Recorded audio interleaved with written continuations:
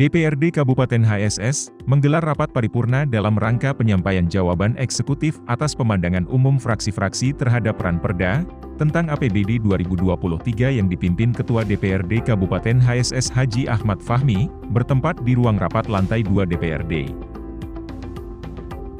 Rapat paripurna tersebut dihadiri dari pihak eksekutif oleh Wakil Bupati HSS Syamsuri Arsyad, dan Asisten Pemerintahan dan Kesejahteraan Rakyat Setda Kabupaten HSS Kamidi, Asisten Administrasi Umum Setda Kabupaten HSS Haji Iwan Friadi, para Kepala OPD Lingkup Pemkab HSS serta para Kepala Bagian Setda Kabupaten HSS. Sedangkan dari Legislatif para anggota DPRD Kabupaten HSS.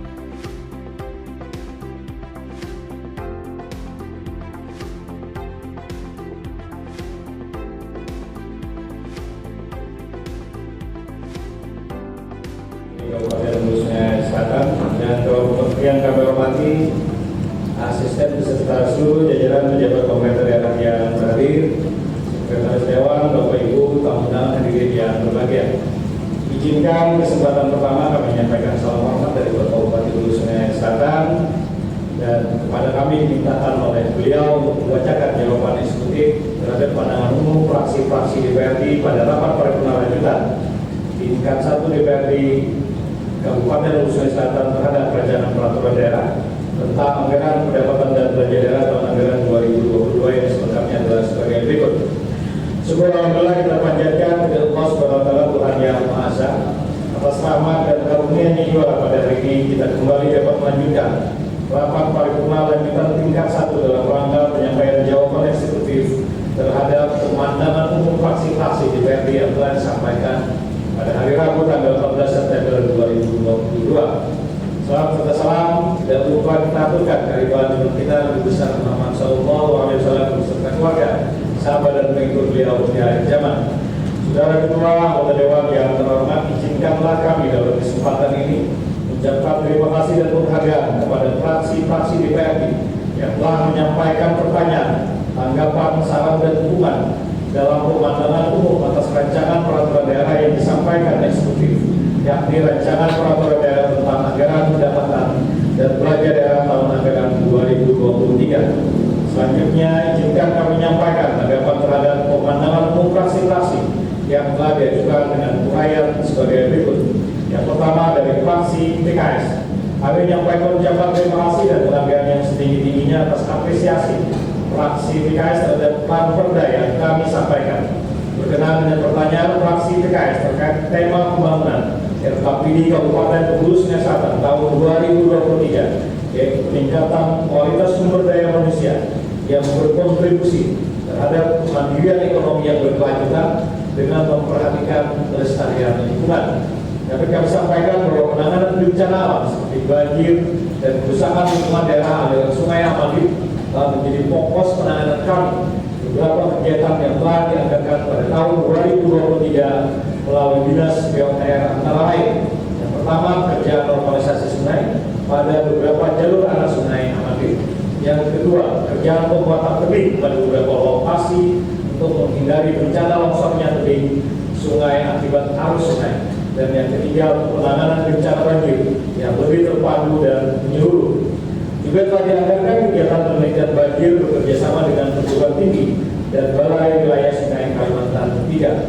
Selain kegiatan di atas, pemerintah daerah melalui Dinas Perumahan Rakyat dan KPLH di tahun 2023 juga menganggarkan program perlindungan dan pengelolaan lingkungan hidup, khususnya terkait dengan bencana banjir dan kerusakan daerah aliran Sungai Amadit, yakni mencakup penanaman pohon di bantaran sungai dan daerah rawan longsor melalui program Kampung Play, Hijau Desaku, dan event-event kegiatan penanaman pohon, aksi kebersihan sungai dari sampah, dan kegiatan lainnya yang melibatkan organisasi perangkat daerah terkait, masyarakat, dan kelompok masyarakat peduli lingkungan.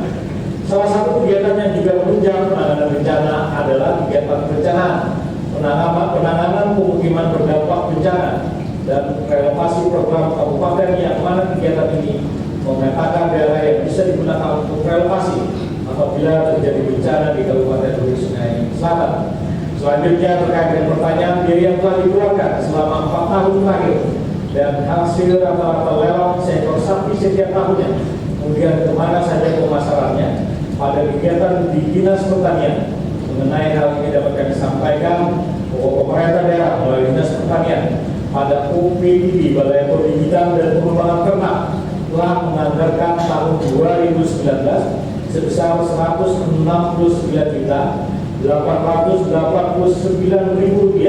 dan tahun 2020 sebesar Rp184.573.000, tahun 2021 sebesar Rp174.975.000 dan tahun 2022 sebesar Rp138.697.000. Untuk pelaksanaan beberapa kegiatan antara lain pengadaan pakan pupuk pada saat musim kemarau karena persediaan pupuk yang tidak mencukupi untuk kebutuhan ternak, pembelian bahan pakan untuk sarana mengangkut pakan, sepakat untuk perbaikan alat pemotong rumput dan kendaraan roda 3, serta pembelian pupuk organik untuk pemeliharaan kebun rumput.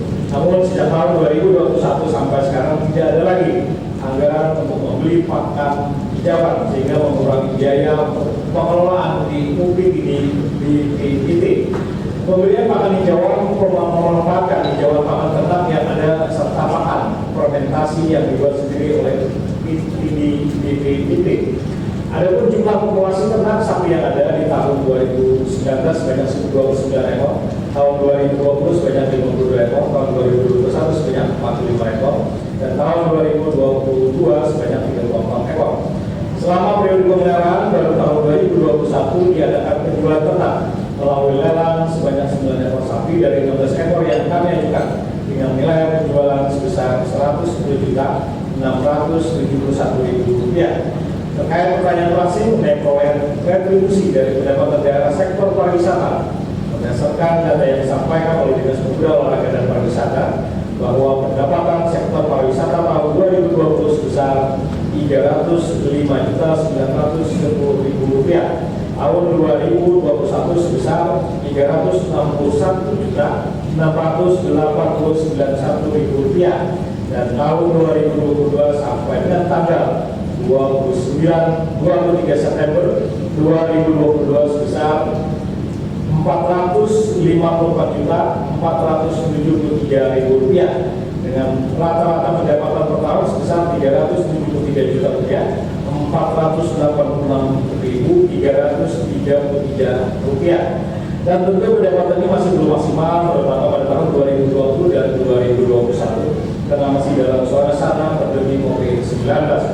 Pembangunan sektor pariwisata selain dari potensi pendapatan asli daerah dari objek wisata yang dikelola pemerintah daerah, dapat juga dilihat dampaknya pada pergerakan ekonomi masyarakat di kawasan wisata yang meliputi jasa akomodasi, jasa kuliner, dan jasa transport sosial layanan wisata lainnya seperti joki bambu rafting, pemandu wisata lokal, dan jasa angkutan roda 2 dan roda 4.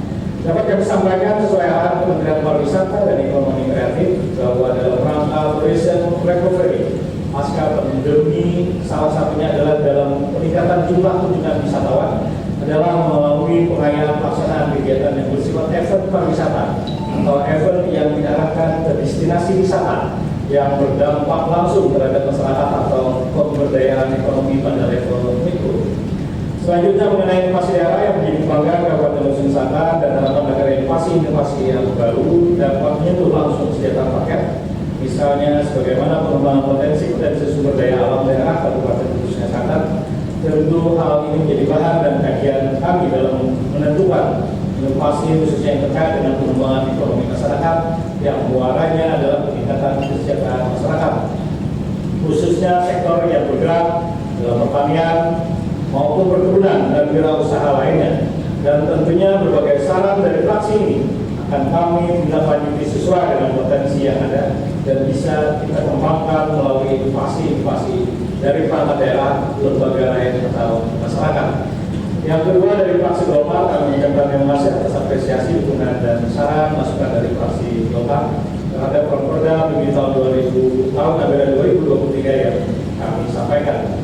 Terkait pertanyaan fraksi Golkar adanya penurunan belanja hibah tahun anggaran 2023 dengan hibah tahun anggaran 2022 pada perubahan, dapat kami jelaskan bahwa belanja hibah dianggarkan sesuai dengan prioritas setelah terpenuhinya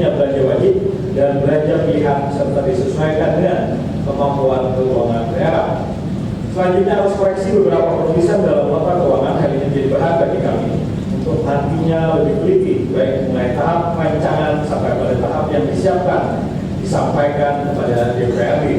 Kemudian untuk penerangan jalan umum, fraksi Golkar menyarankan agar lampu PGU dinyalakan sebelum pukul 19 WITA, karena beberapa PGU baru menyala sekitar pukul 21.00 WITA.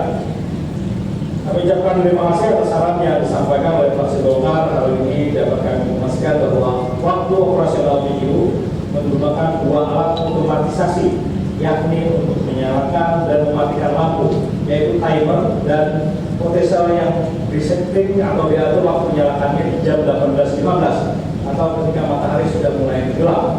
Namun kedua alat tersebut seiring berjalannya waktu akan mengalami pergeseran waktu. Kami ulangi.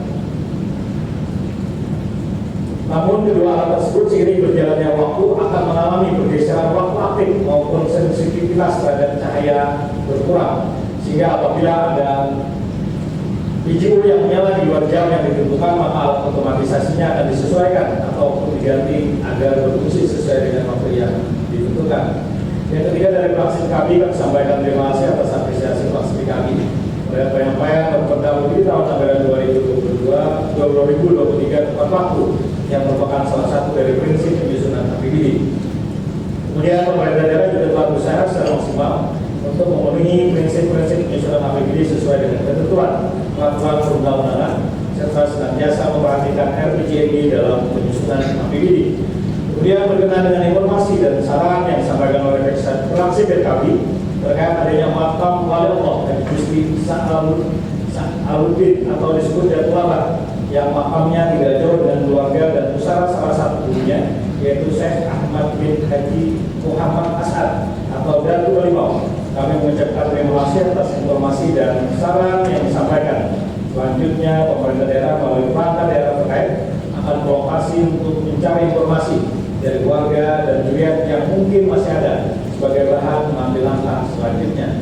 Selanjutnya, mengenai 200 kantong darah di PMI yang teridentifikasi HIV, dan kami sampaikan bahwa berdasarkan informasi yang disampaikan PMI terkait 200 kantong terbuang itu bukan karena terpapar HIV, tapi memang darah yang sudah menjadi limbah sejak tahun 2018 sampai dengan tahun 2022. Darah itu dianggap limbah antara lain: yang pertama, usia darah dalam kantong yang sudah expired atau tanggal kadaluarsa. Yang kedua, darah yang terjadi lisis atau rusak karena berbagai kondisi, bisa pengambilan, suhu ruangan, dan trauma transportasi atau mobilisasi. Yang ketiga, karena terjadi reaktif setelah didonorkan belum sampai habis 1 kantong, tiba-tiba pasien mendapat reaksi penolakan, bisa panas, gatal-gatal, mual, muntah, dan lain-lain. Maka sisa darah yang ada dibuang dan menjadi limbah.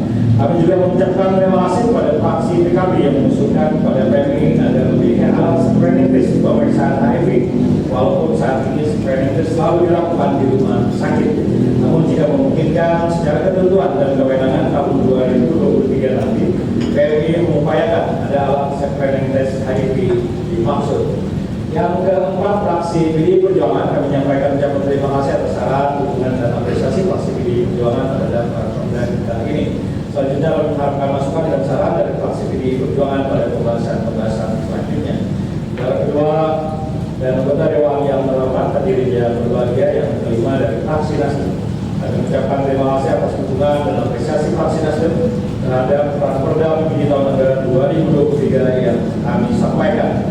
Terutama juga terkait dengan tema yang kami ini untuk peningkatan sumber daya manusia yang akan berkontribusi dalam pembangunan dan kemandirian ekonomi daerah. Selanjutnya, kami mengharapkan masukan dan saran dari fraksi Nasdem pada pembahasan selanjutnya.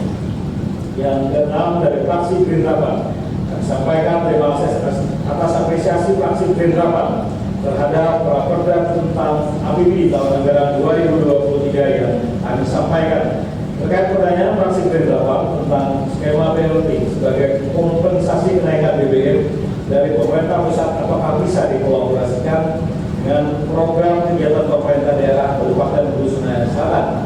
Dapat kami sampaikan bahwa pemerintah daerah melalui perangkat daerah terkait akan melaksanakan program BLT, yakni berupa bantuan untuk menerima program Prakstra yang selama ini hanya menerima beras sebanyak 10 kg per bulan per APM dengan jumlah 2.641 APM.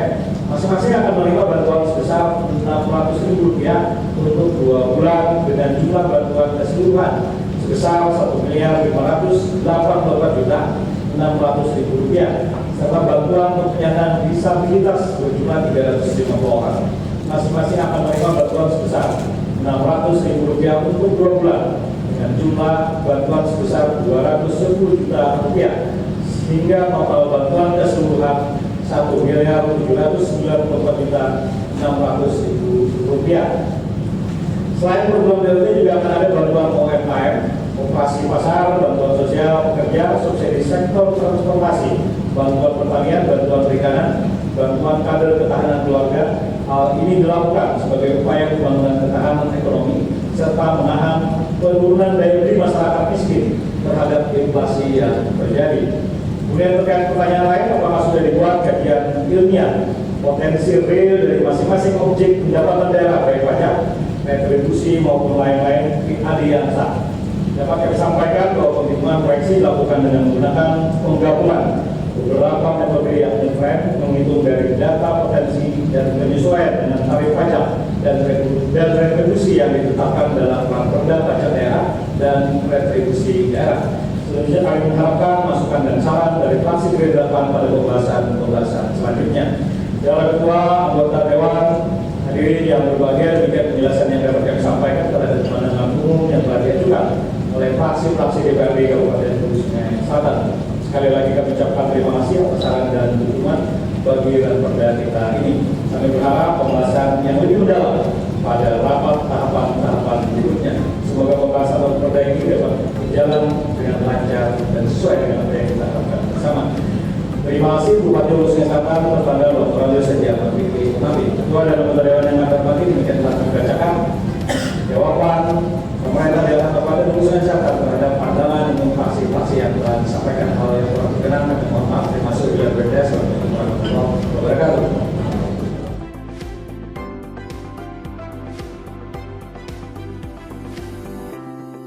Tim Liputan HSS TV melaporkan.